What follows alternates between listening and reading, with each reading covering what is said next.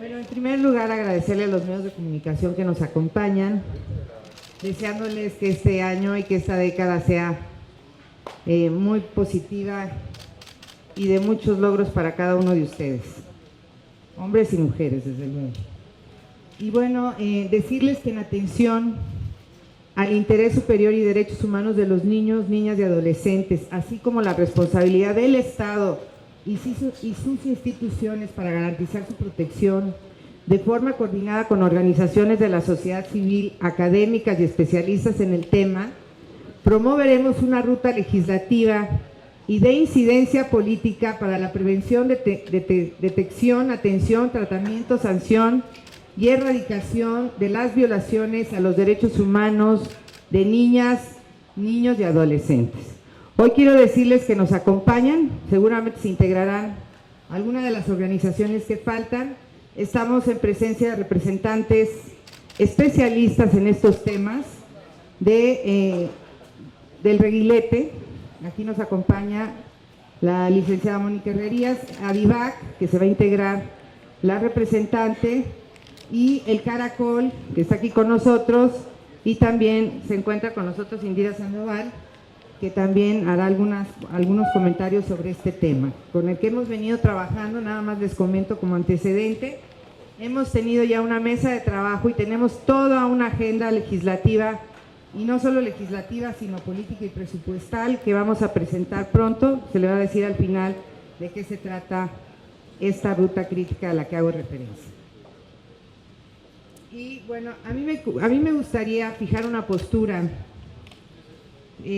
sobre el tema que hemos visto, el episodio que ocurrió con un niño en Torreón y las medidas que se han adoptado por parte del gobierno estatal, y decirles con toda claridad que la violencia no se guarda en una mochila. Cuando la violencia se genera en las casas, las escuelas, en el espacio público, en medio además de un contexto de violencia generalizada acompañado de violencia institucional. No podemos estar de acuerdo en una operación policial que utiliza perros de rastreo y armas largas, lo cual criminaliza a los niños y niñas, violentando su dignidad y el interés superior de la niñez, que está establecido claramente en varios artículos de la Constitución, como es el 3º, 4º y 21 de la Constitución.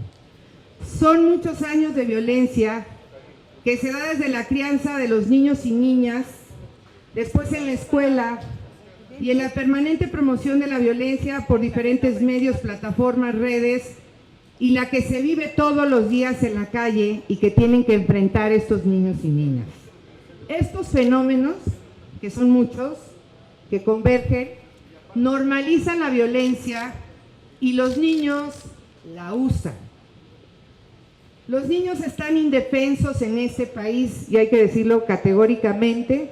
Incluso la OCDE señala que somos el primer lugar como país donde se abusa y violenta a los niños y niñas. Es importante señalar que criminalizar al abuelo viola el artículo 22 de la Constitución, donde están prohibidas las transferencias de las penas. El artículo 22 establece con claridad que no se puede, las penas no pueden ser trascendentales. Esto quiere decir, y así lo ha señalado la jurisprudencia, que no trascienden las penas que cometidas por una persona o por un miembro de una familia a la propia familia. Si se le quiere investigar, que se le investigue y que se cumpla el debido proceso y todas las garantías procesales que establece el artículo 20 de la Constitución. Y bueno, nos parece que es muy importante, independientemente del episodio, que es muy grave en sí mismo, pero lo más importante, que me parece que ahí deberíamos centrar la atención a partir de este acontecimiento, es en establecer una estrategia de emergencia, siendo el país donde mayor abuso y violencia reciben los niños. Y por eso queremos hacer una serie de propuestas que las señalaré a continuación. Me parece que una primera acción que debe de encabezar el secretario de Educación Pública es ampliar el personal de la Unidad de Atención al Maltrato y Abuso Sexual Infantil, UAMASI. Actualmente tiene alrededor de 12 integrantes, cuando se supone que debería haber en cada escuela un representante de esta unidad, justamente para que se detecte, canalice y atienda a los niños y niñas con problemas de conducta y que se pueda dar un seguimiento integral, incluyendo a la familia. La salud mental debe ser un derecho tutelado por el Estado mexicano y la sociedad en su conjunto. Y me parece que ahí es una de las propuestas fundamentales, es garantizar la salud mental. La segunda acción que proponemos es que la Subsecretaría de Derechos Humanos de la Secretaría de Gobernación instrumente dos acciones. Primero, promover con los diferentes medios de comunicación, plataformas, redes, etcétera, una campaña nacional de detección de maltrato infantil, semejante a la que CONADIC está haciendo a través de los diferentes medios de comunicación. Que los niños y que los ciudadanos en general, que la sociedad en general sepa exactamente cómo detectar cuando un niño tiene un problema de maltrato infantil que se traduce en una conducta distinta. Pero esto evidentemente tendrían que hacerlo los especialistas a través de una campaña que con mucha facilidad se puede hacer a través de la Secretaría de Gobernación y la Subsecretaría de Derechos Humanos. Segundo, nos parece que es muy importante que estas mismas instituciones realicen un programa escolar de buen trato, cuidado digno, cultura de paz, fortaleciendo los derechos y valores de la niñez y que los niños aprendan a solucionar de manera pacífica sus diferencias. Hechos que deben verse fortalecidos, acompañados por las organizaciones de la sociedad civil inmersas en el tema de abuso y violencia infantil. Mi pregunta aquí es, ¿por qué no aprovechamos la experiencia de las organizaciones de la sociedad civil que son expertas en el tema para que nos ayuden a promover esta campaña en las escuelas de buen trato para que los niños también identifiquen cuáles son sus derechos y valores y también qué implica la cultura de paz y la solución pacífica de las controversias? Tenemos una tercera acción que nos parece fundamental y que tiene una gran responsabilidad en el tema del abuso sexual que se acomete contra los niños todos los días en este país, que es involucrar a las instituciones de salud para que apliquen de manera efectiva la norma 46 y denuncien ante el Ministerio Público o las fiscalías el abuso o violencia sexual contra niñas y niños. Ellos tienen la obligación, de acuerdo a esta norma 046. Y una cuarta propuesta, que no nos corresponde directamente al ámbito legislativo, sino estamos hablando en el ámbito del Ejecutivo, es que solicitamos al INEGI que en el próximo censo genere una estadística sustantiva en materia de identificación de la violencia sexual para saber cuántos niños, niñas y adolescentes han sufrido violencia sexual y también adultos, porque justo muchas de estas personas que hoy son adultas en algún momento fueron niñas y niños que vivieron violencia sexual y no fueron escuchados y atendidos. La infancia, y esto quiero que quede lapidado en piedra, y es un mensaje claro para todos los que formamos parte del Estado mexicano, la infancia es responsabilidad del Estado, las escuelas, de la sociedad, en su conjunto, evidentemente de las familias, y nosotros consideramos que la crianza debe regresar y convertirse en una crianza, debe regresar a lo que era antes y convertirse en una crianza comunitaria. Señalarles que como parte de nuestras responsabilidades legislativas y con el acompañamiento de las organizaciones de la sociedad civil, hemos presentado una iniciativa para que todos los delitos relacionados con el abuso y violencia sexual sean imprescriptibles. Esto quiere decir que no tengan una fecha donde ya no se puedan presentar. Y estamos preparando nuevas modificaciones a diversos cuerpos normativos relacionados con la niñez que involucran al DIF, a la Procuraduría de Protección de Niñas, Niños y Adolescentes y también que involucran estas guarderías privadas que no son debidamente supervisadas por la autoridad competente.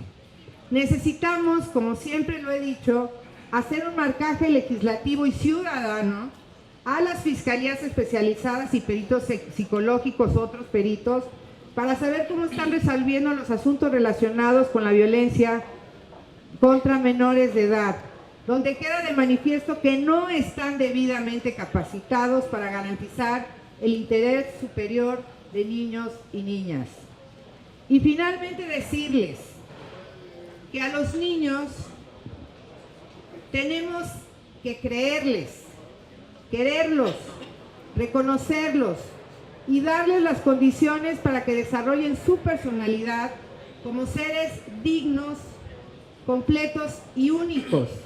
Esto debe acompañarse con el derecho al cuidado digno que ya presentamos de iniciativa de reforma constitucional y que este cuidado empiece por los niños y las niñas.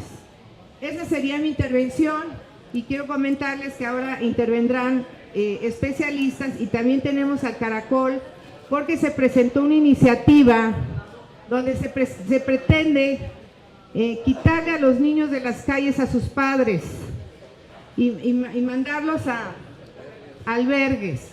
Y también tenemos un representante que se ha dedicado justamente en la atención a las personas en situación de calle, que por cierto también tenemos una iniciativa para que se les reconozcan sus derechos y está aprobado el dictamen y no ha subido al pleno y que estamos peleando fuertemente para que suba al pleno porque nos parece que estamos hablando de una población que abarca alrededor de 14 millones de personas que están en condición de indigentes y que no tienen ningún tipo de derecho, incluyendo a miles de niños que están en situación de calle. Por eso es importante también que nos acompañe el Caracol y también hará un comentario al respecto. Entonces, le cedo la palabra a Mónica Herrerías para que haga su comentario como una gran especialista sobre el tema de la violencia contra niños, niñas y adolescentes. Adelante, Mónica. ¿Qué tal? Muy buenos días. Deseando que este año disminuya las violencias hacia niños, niñas y adolescentes. Y sobre todo lo que prevalezca es, de manera muy concreta, poder brindar un poco de amoxicilina a niños, niñas y adolescentes como una forma de blindarlos frente a los actos de violencia.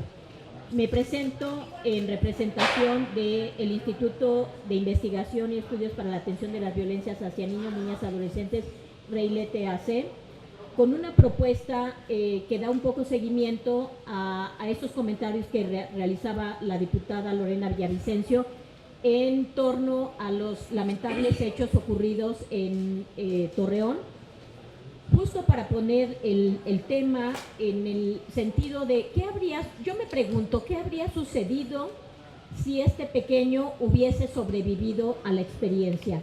¿Ustedes qué creen? Bueno, lo que seguiría es la criminalización del comportamiento criminal, ¿no es cierto? Y luego entonces continuaríamos con un debate sobre las reformas legislativas en donde tendrían que estarse proponiendo que se disminuya la edad penal mínima. Empezaríamos a hablar sobre temas relacionados con adolescentes en conflictos con la ley penal. Pero saben una cosa, cuando nosotros empezamos en este terreno de hablar de las y los adolescentes que se colocan en conflicto con la ley penal, pareciera ser como si fueran ellos en una toma de decisión individual y consciente de los actos que realizan, pero no, casualmente, justo por eso la legislación plantea la inimputabilidad y que no se tiene, lo que implica que no se tiene la capacidad plena de querer y entender las consecuencias que se producen en el ámbito del derecho penal. Y entonces lo que sí tenemos que voltear la mirada es a considerar las características, las circunstancias de la historia de vida de esos niños, niñas y adolescentes que se colocan en el conflicto con la ley penal, así como también su historia familiar, el ambiente escolar y la comunidad. ¿De qué estoy hablando? De algo llamado factores de riesgo. Cuando nosotros estemos instrumentando una política de prevención del delito con una visión incluyente, no una visión asistencialista o una visión excluyente, que es la que prevalece, cuando las propuestas legislativas vengan en el sentido que plantea la diputada Lorena Villavicencio, estaremos tomando en consideración factores de riesgo como incluso lo que hemos visto en el caso en particular, que apenas el día de hoy estamos empezando a conocer en los medios de comunicación, que es la historia familiar de actividad criminal de ese pequeño. Luego, entonces, ¿de qué estamos hablando? El pequeño vivía en un ambiente criminógeno. Además, tendríamos que considerar la experiencia previa de procesos de victimización, esto es, de vivencias de situaciones adversas, traumáticas de abuso y maltrato en la infancia, que de manera particular su servidora como criminóloga no las descarta. No estoy descartando no solo que hubiese vivido en ambiente criminógeno, estoy también hipotetizando la posibilidad de que este pequeño hubiese vivido situaciones de maltrato infantil, de abandono, que es una forma de violencia familiar, y o, en su caso, hasta de abuso sexual.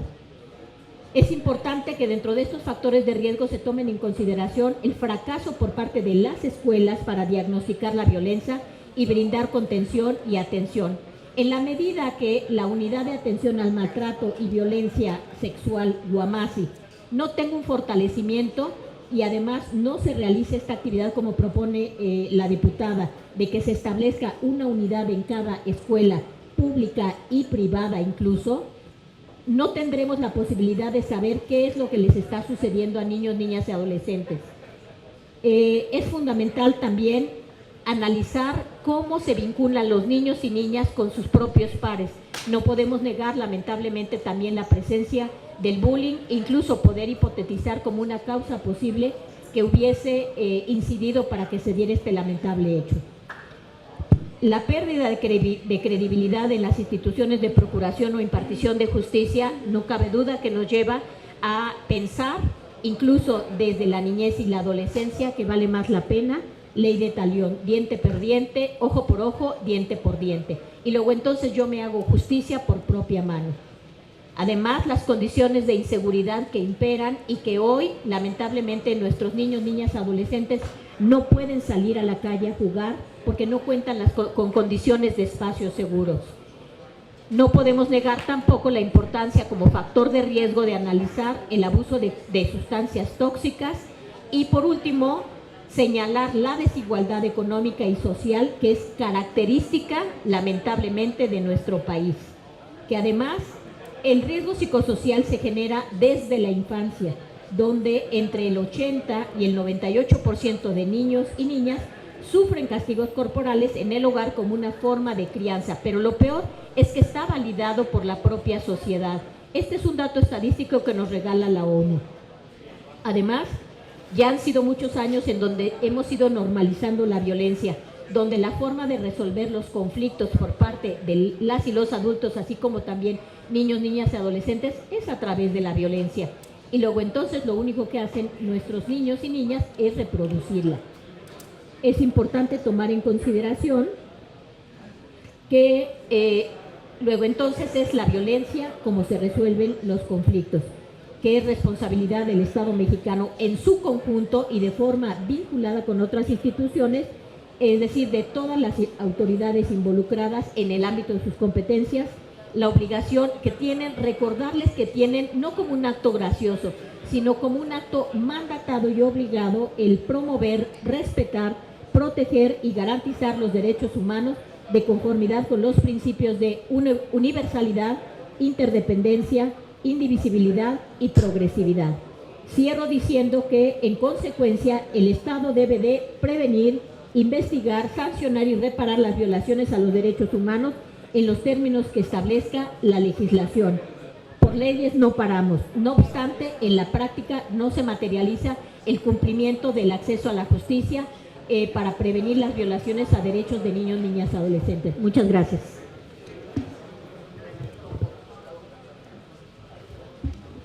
Bien, muchas gracias, diputada Lorena.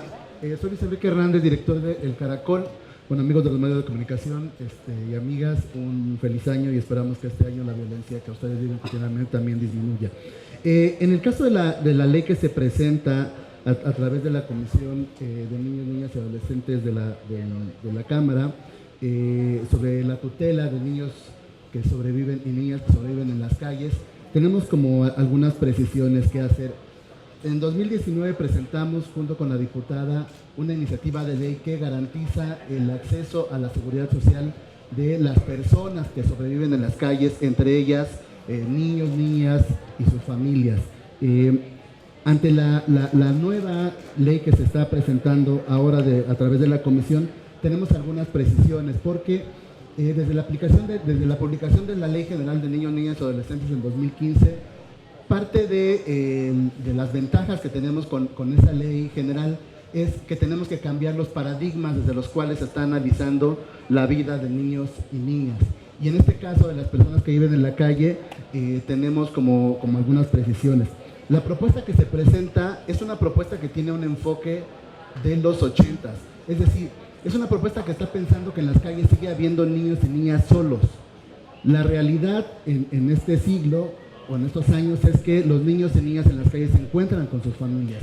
Por lo tanto, tutelarles no vemos que sea la mejor opción. Ya en la Ciudad de México existe el programa Hijos e Hijas de la Ciudad, y las consecuencias han sido muy lamentables, porque encontramos a mujeres que han sido violentadas a la hora de quitarles a sus hijos, niños que están institucionalizados y que no se tiene información, niños que han quedado en un limbo jurídico porque se escaparon de los albergues y el MP no tiene idea de dónde quedaron esos niños. Por eso nos parece que una ley a nivel nacional que tutele a niños y niñas que viven en las calles no es la más adecuada. El otro tema que me parece fundamental es que tenemos que garantizar el derecho a vivir en familia de estos niños y niñas. Ya el Comité de los Derechos del Niño, a través de la recomendación de la observación 21 y la propia Convención de los Derechos del Niño, plantea que tenemos que garantizar el derecho a vivir en familia de estos niños y niñas. Llevarlos a albergues de manera violenta, tutelarles de esa manera, estaría en contrasentido de todos los mandatos a nivel internacional. El otro tema que me parece preocupante es que llevar a los niños a albergues ha demostrado por décadas que no es una solución.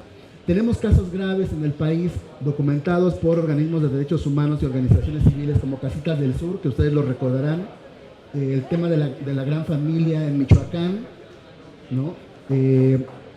La casa esta Adulam, donde se documentaron diversas violaciones a derechos de niños, niñas y adolescentes. Por lo tanto, creemos que los albergues siguen sin ser una solución. Son una oportunidad en momentos de emergencia, pero no la solución a largo plazo. Y lo otro que me parece grave es que una ley de esa calidad está criminalizando la pobreza. Nosotros insistimos en que la gente no llega a las calles por deporte extremo. No llegan a las calles porque tengan ganas de dormir en una banqueta. La gente llega a las calles por una serie de violaciones a sus derechos, muchos de ellos y ellas desde la infancia. Estas familias que ahora se forman en las calles llegaron ahí porque no lograron encontrar en el Estado mexicano una oportunidad para vivir en una vivienda. Por eso nos parece que una ley de ese tamaño está criminalizando a niños, niñas, adolescentes y sus familias. Y por último me permitiré decirles que ni el DIF nacional ni el DIF local tienen la capacidad para recibir a todos los niños y niñas que están en las calles. Por lo tanto, nos parece que una ley que esté pensando tutelar a estos niños y niñas no tiene sentido, porque ni siquiera tienen la capacidad para ejecutar o implementar una ley de este tamaño. Yo dejaría estas reflexiones nada más y más bien pensaría que es necesario que la ley que estamos pensando para garantizar la seguridad social de niños, niñas y adolescentes suba al Pleno y sea aprobada por todas y todos los diputados. Gracias, buenos días. Por último, solamente agregaría que cada que se encuentre en las manos de una persona distinta a las Fuerzas Armadas de este país un arma de uso exclusivo del Ejército, es el Ejército quien tiene que responder y explicar qué hace parte de su arsenal en las manos de personas ajenas a estas instituciones y específicamente en manos de niñas y niños en este país. Por último, comentar que para poder generar la ruta legislativa con organizaciones de la sociedad civil, académicas, defensoras de derechos humanos y organismos autónomos en materia de protección a derechos humanos, se instalará el próximo viernes 31 de enero una mesa de trabajo que tiene como principal objetivo impulsar acciones estratégicas para garantizar el desarrollo pleno y una vida libre de violencia para niñas, niños y adolescentes. Muchas gracias. Bueno, pues ahora sí, si hay alguna pregunta, adelante. Sí, diputada, tenemos Estamos una a sus pregunta órdenes. de Margarita Nicolás de Cadena Raza. Hola, diputada, buen día. Buen día. Preguntarle precisamente sobre, veo que cada semana, muy continuamente, diferentes bancadas pues presentan iniciativas de ley para reformar y para hacer, pero pues ya hay un altero de iniciativas y de leyes que están vigentes, pero no se aplican. A mí me gustaría ir un poquito más allá, por ejemplo, la responsabilidad que tienen los medios de información. Vemos, por ejemplo, en las telenovelas, las series, que los ven los niños, no nada más los papás. En la radio hay conductores que tienen un lenguaje violento, obsceno, grosero, y pareciera que a las autoridades eso les pasa de noche. Hay un programa donde el conductor de ese programa habla y ofende con palabras, creo que ni en las cantinas se permite ese lenguaje, pero por radio sí se transmite. ¿Dónde está la Secretaría de Gobernación?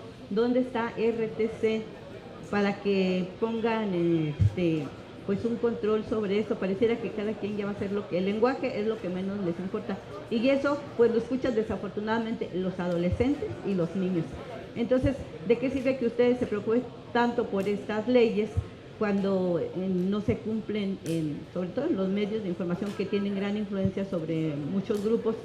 Ahí está este fomento a la violencia verbal, y en las televisoras dicen, ya no se prohíben los corridos, ¿no?, de narcos, pero las series proliferaron, que se le está haciendo apología a estos grupos delincuenciales. Ahí, ¿qué es lo que van a hacer ustedes para que realmente esto ya no se siga fomentando? Gracias. Bueno, nosotros lo que estamos proponiendo o viendo dentro de los trabajos que vamos a hacer el próximo 31 es la necesidad justamente de que haya una reunión de quienes tienen la competencia en la materia, que exactamente es la Secretaría de Gobernación, con los diferentes medios de comunicación, plataformas y redes, para que se atienda adecuadamente el tema de la violencia que efectivamente está proliferando y en prácticamente todos los medios de comunicación.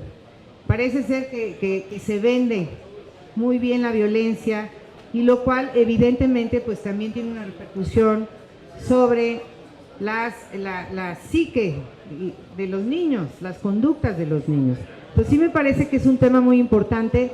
No me parece que lo pueda yo aquí definir, porque también tenemos un derecho constitucional que garantizar, que es la libertad de expresión, pero sí tenemos que hacer un esfuerzo, la sociedad en su conjunto, incluyendo los medios de comunicación, para ir revisando nuestros contenidos y ver cuáles son los más adecuados para los niños. Todos tenemos que contribuir a la pacificación del país, que inicia necesariamente con garantizar una vida libre de violencia a niños, niñas y adolescentes.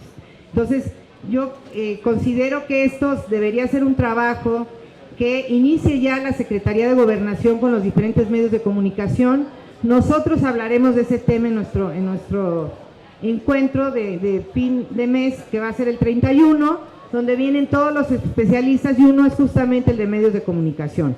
Lo que ahorita proponemos concretamente a los medios de comunicación es que nos ayuden justamente a hacer una campaña a través de las diferentes redes, plataformas y medios para la detección de la violencia contra los niños. Me parece que esta sería una muy buena señal que darían los propios medios de comunicación para pues garantizar una condición distinta para los niños, para que rompamos con esa idea de que la violencia es parte de nuestra vida y que se esté normalizando como ya está normalizada en este país.